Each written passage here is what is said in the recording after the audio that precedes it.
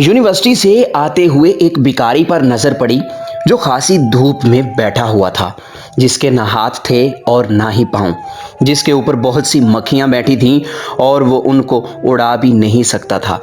कुछ देर बाद मुझ पर यह इंकिशाफ हुआ कि वो ना बोल सकता है और ना ही सुन सकता है।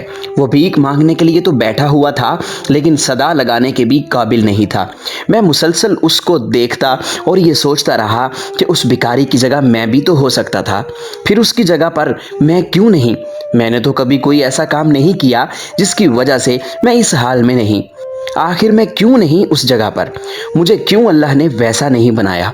वो चाहता तो मुझे दुनिया का मजलूम तरीन इंसान बना देता, पर उसने नहीं बनाया। मैं सारी जिंदगी भी सजदे में रहूं तो भी उसका शुक्र अदा नहीं कर सकता।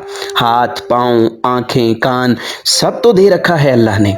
वो चाहता तो मुझे भी दुनिया में महरूम कर देता, लेकिन मुझे तो अल्लाह मुसलसल अता किए जा रहा है। अता पर अता, मुसलसल मेहरबानी। मेरी नाफरमानियों कोताहियों के बावजूद मुझे देता ही चला जा रहा है अल्लाह। इस सारे रहमो करम के बाद भी मैं शुक्र क्यों ना करूं?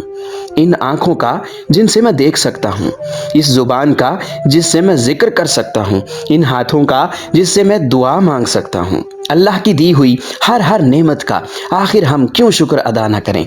और शुक्र का सबसे आसान तरीका ये है कि हम अभी से, आज से अल्लाह की अताअत और हुजूर सल्लल्लाहु अलैहि वसल्लम की गुलामी का अहद कर लें पूरे खुलूस दिल से।